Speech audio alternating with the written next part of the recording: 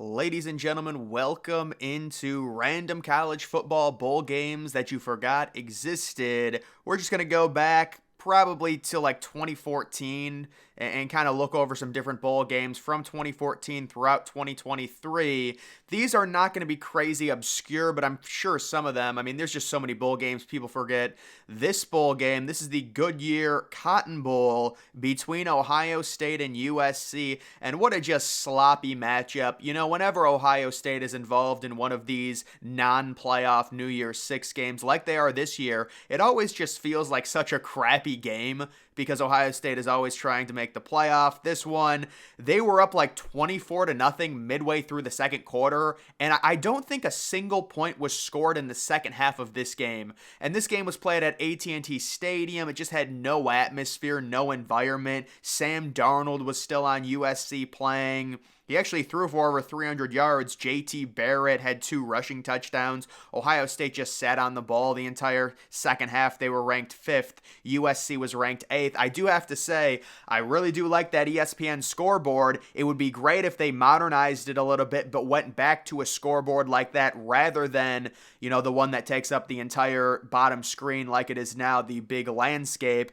Either way, that game, kind of obscure New Year's Six game. Ohio State won, really low scoring. This next one, this is the Holiday Bowl. Yes, it's the last year that Iowa had a good offense. Remember Nate Stanley, the quarterback for Iowa? This game always used to take place at like 10:30 at night at Qualcomm Stadium. And this must have been the last year it was at Qualcomm Stadium because they ended up demolishing that place in 2020. Amon-Ra St. Brown randomly going for 9 catches, 163 yards. It was always very surprising to see St. Brown fall to the 6th round, or whatever round he ended up falling to, maybe the 4th round, because he was a former 5-star. He had production in college.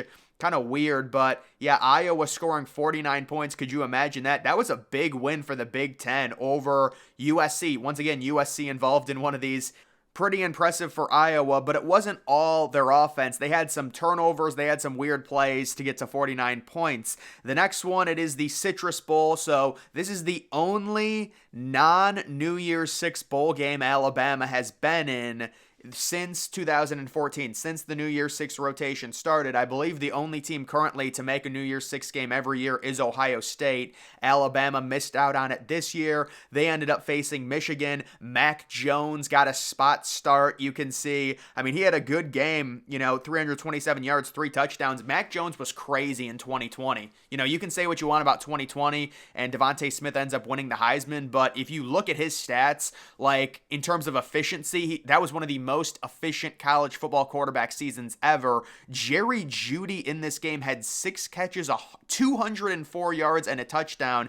Najee Harris had a big game. Zach Charbonnet was starting for Michigan, or at least played. He had 84 yards rushing. He ended up transferring to UCLA and then being picked in the 2nd round of the draft. Shea Patterson. This was Michigan coming off their 2019 loss to Ohio State. That's crazy to think about that. They lost to Ohio State at home against Justin Fields when they honestly, I think they had a pretty good team that year. They were ranked like 13th or something. Yeah, if you're in the Citrus Bowl, you do have a pretty good team. Then they got crushed by Ohio State. They lost to Alabama. They had that terrible 2020 year, and then it just skyrocketed for them after that. Pretty interesting to think about. This was the Alamo Bowl from a few years ago. Remember when Oregon had Anthony Brown? It's so crazy how quickly times have changed with the transfer portal and just paying for quarterbacks. Like, there's no way Oregon is going to have a quarterback at the level of Anthony Brown again, but Oregon kind of choked towards the end of the season. They did it multiple times, and Oklahoma won this game very easily, 47-32. A rare Caleb Williams Oklahoma start. Yes, I believe this is the only bowl game Caleb Williams started for Oklahoma. When he was a true freshman, he took over and then was the starter throughout the rest of the season. Also, Kennedy Brooks was a beast in college. He had 14 carries, 142 yards, 3 touchdowns. and they win that game very easily over an Oregon team there. Travis Dye did have a very good game for Oregon, but that was not competitive.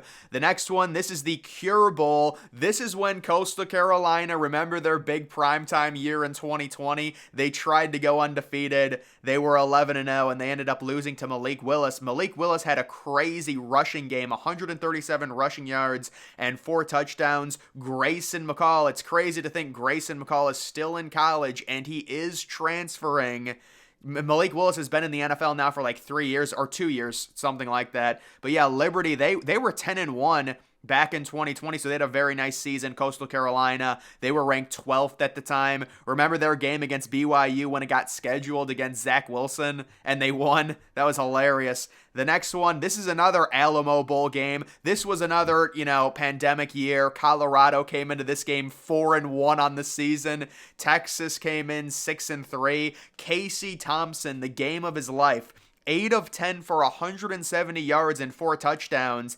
And I think it was Casey Thompson that is playing college football again next year. He got his 8th year eligible somehow. Joshua Moore, I remember him as a recruit. Bijan Robinson, 10 carries, 183 yards and a touchdown. That was when he started breaking out. That was like his true freshman year. But yeah, there's no way Colorado should have made this bowl. It was just a lucky situation where the Pac-12 was down. They barely played. There were some games that were canceled. They were 4-1 coming into it, and they just got trounced by Texas. The Sugar Bowl. This is the Sugar Bowl from like 2016.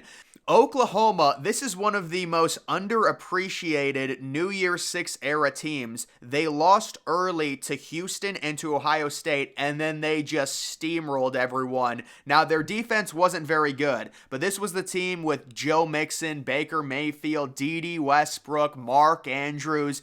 I remember this game.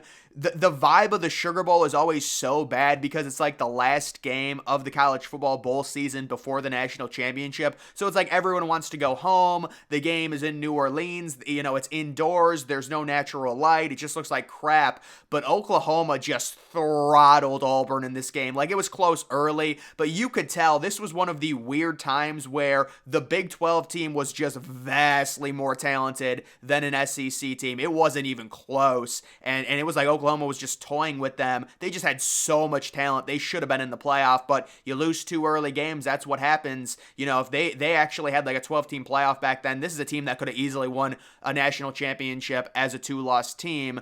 The next one, this is a Cotton Bowl, Western Michigan, maybe the most irrelevant New Year's 6 bowl game.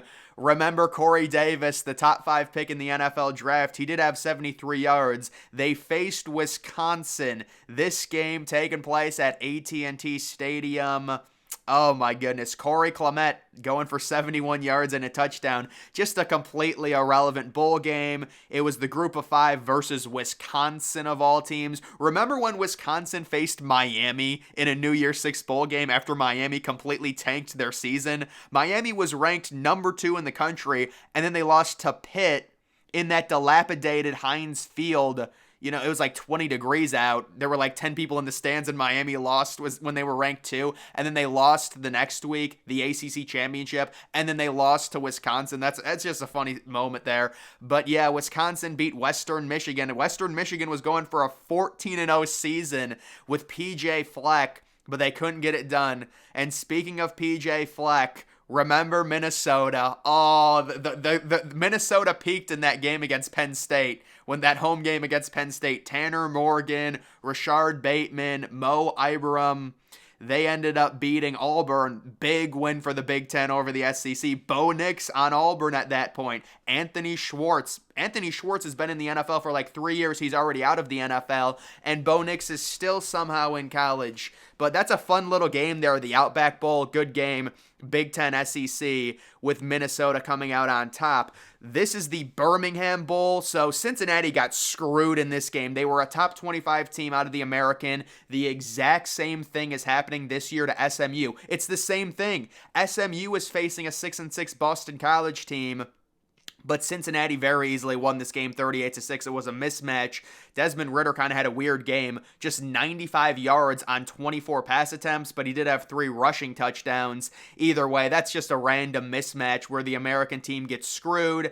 And then this was I want to say the first ever New Year's Six bowl game. It was at noon. It was TCU Ole Miss. Yes, TCU should have been in the playoff. You can't really dispute, Ohio State considering what they did. But if everything were equal, TCU would have been in the playoff over Florida State. And it is, I actually shouldn't say that considering what happened to Florida State. But if you go back to that Florida State team in 2014, I know they had Jameis Winston. I know they had won the national championship the year before. They were so weak, so weak. They won every game by the skin of their teeth. They were in a horrible conference. And TCU, it is sad that they didn't get to play because this TCU team is I wouldn't say 100 times, but they're significantly better than the TCU team last year that actually made the national championship. This team was just potent, and it was a mismatch against Ole Miss. I mean, Ole Miss couldn't even use the excuse where they're not trying. It didn't matter if they tried or not. TCU is just way better. And then this game, LSU versus UCF. This was Joe Burrow's breakout game. So Joe Burrow transfers from Ohio State to LSU. Doesn't play very well throughout much of that season, but they still ended up making a New Year's Six bowl game. A lot of people don't remember that. They look at Joe Burrow's stats and they were like, man, LSU must have been really bad. But they were still good. And then Joe Burrow goes for 394, 4 touchdowns and 1 interception. He threw an early pick 6 and then just went crazy after that. With Jamar Chase, Justin Jefferson, UCF was 12-0 going into that game. And LSU ended up winning, but those are just some little fun games to go down memory lane, some random college football bowl games. That is going to do it for this video. Make sure you're following me on X. Link to that's always in the description.